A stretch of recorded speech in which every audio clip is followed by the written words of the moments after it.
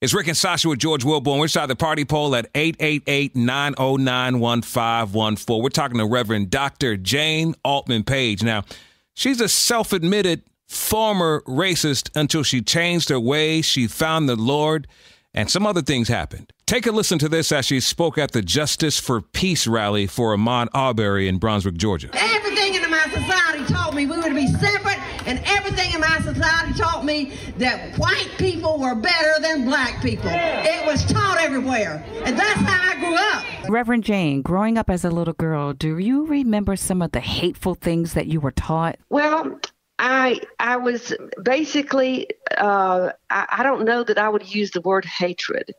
It was, we were taught that we were to be separate and that we were better. And it was sort of like teaching manners, you know, like you don't, for instance, one time I made a mistake of calling an African-American woman Mrs. somebody. And I said, oh, no, you're not supposed to do that. You call them by their first names, you know, and you made a mistake. You know, this is not how we do things. So it was a lot of that. This is the way we do. This is our culture. This is how we do things. And then we were taught to be fearful too. Don't go down that street. You know, be careful here. Wow. You know, so there was a lot of fear taught and a lot of anxiety. And now my parents were, you know, they told me that I should love everybody and be good.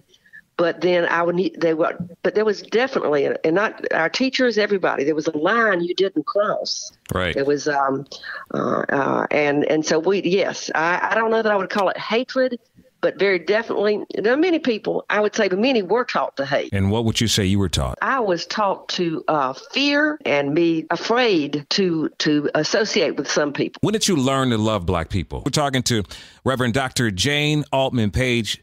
She was raised not to like black people until something changed in her life. So she was speaking at the Rally for Justice for Ahmaud Arbery, the young man that was chased, hunted, and killed while jogging down the road in Brunswick, Georgia. But you can't just come to a rally or read a book and be all woke and anti-racist.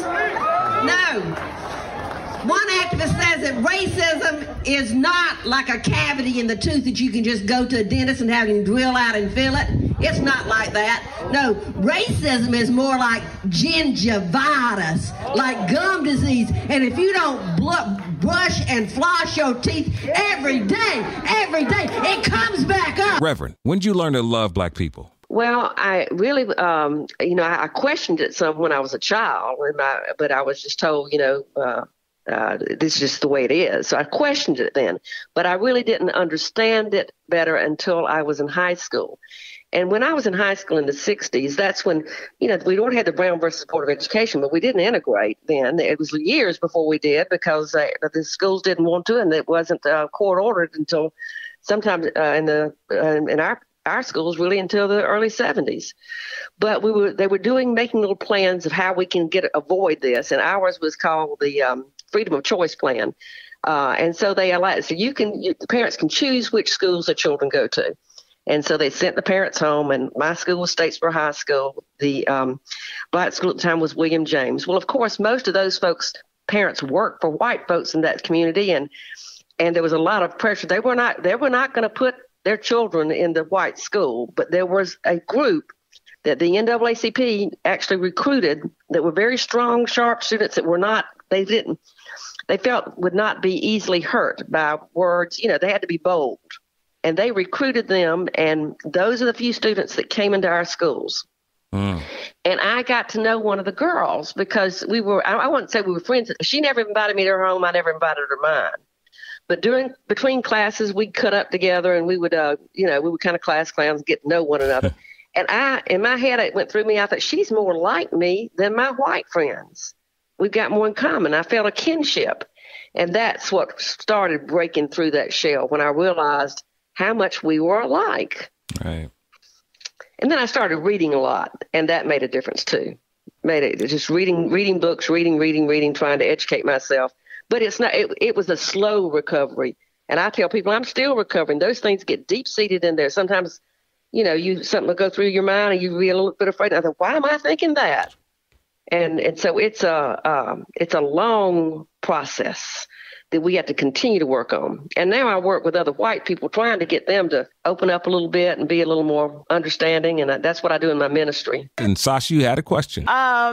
Reverend Dr. Jane, now you say you need to talk to the white folks about opening their eyes to what is happening in our community. How is that when you talk to them? How do they receive that from you? Those folks in my congregation, most of them, they're willing to try to grow. Some are not. But I also I have folks in my family, and in my community that are very, very conservative, and it's very, very difficult to get through to them. But even with them, I make efforts.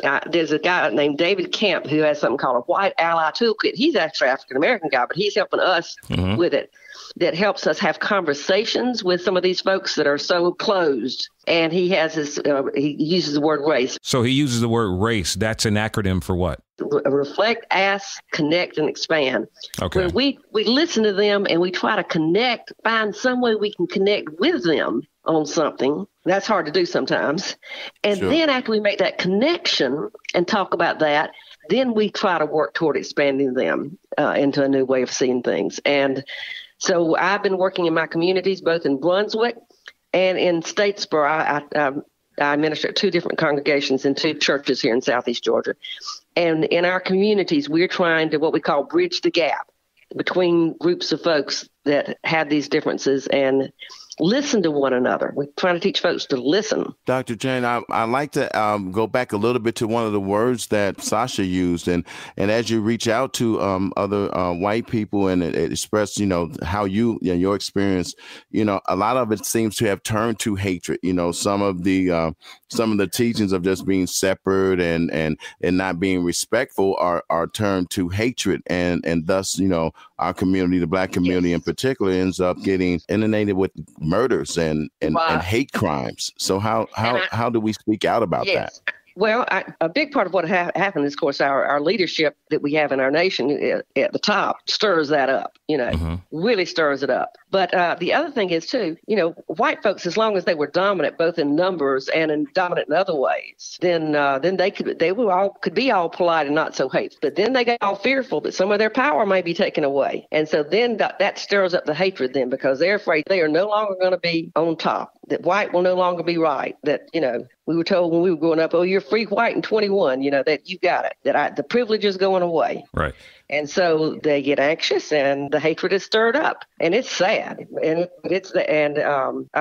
then end up with people being shot and killed, and it's a horrible thing. Right. Speaking of being shot and killed, Reverend Jane, we know about the shooting of Ahmaud Arbery. When you see that, I'm sure you've probably seen the video. If not, yes. It's very touching. Now all of these videos are coming about of his prior arrests. What are your thoughts on that? I have had children that have had arrests. All of us have had problems in our lives. But any white person running down that street could be jogging down that street and going into that house that was, I've done that many times myself. Amen. Let me look around in this house. See what, and that's all I tell people to say. Do you really think a white person running down that same street that would have happened?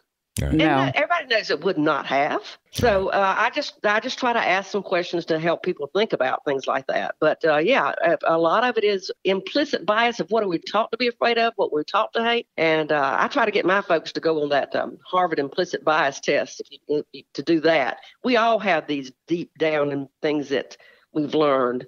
And it's not just white folks that learn them. It's taught to everybody. And then it hurts us all. Hurts us all. Right. Well, I have to tell you, it's very refreshing to hear you speak up, and more white people need to do the same thing that you're doing. Absolutely. For far too long, this whole burden has been upon our Black brothers and sisters, and we have got to help speak up. And I get very frustrated with some of my ministerial colleagues that just want to say, well, let's just all love one another. Well, yeah, I want to love one another, but you got to speak up about this stuff. You got to be intentional about it every day. It's Rick and Sasha with George Wilborn. We're talking to Reverend Dr. Jane Altman Page.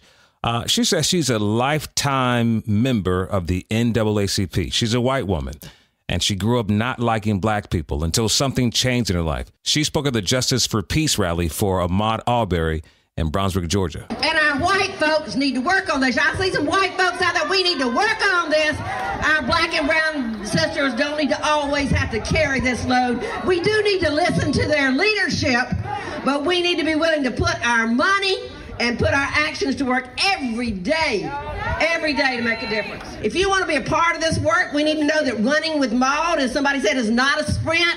I can tell you myself, I'm 69 years old. It's a lifetime marathon. Reverend Dr. Jane Altman Page, thank you so much for sitting with us and talking with us.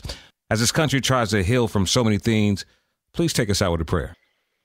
Oh, life and love that connects us all, called by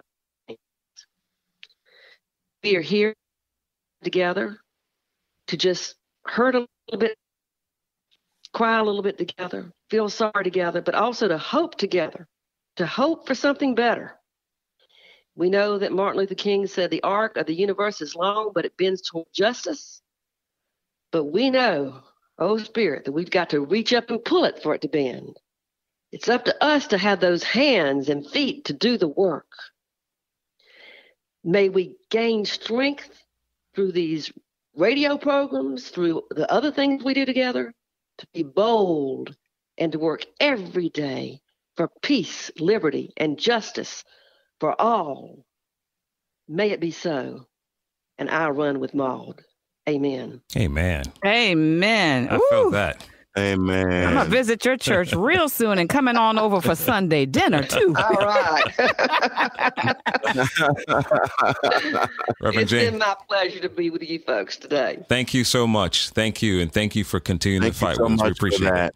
Yeah, thank you for having the courage to speak out and the love and the compassion that you have for all people. We do need more white people to stand up for what is right for all people. We do, and I will push and try. I'll do my best to try to get others to do it. It's hard, but we will try. We will do. We will every day. We will try. Thank you so much. So good to talk to y'all. Bye bye. Likewise. Bye bye. Bye-bye.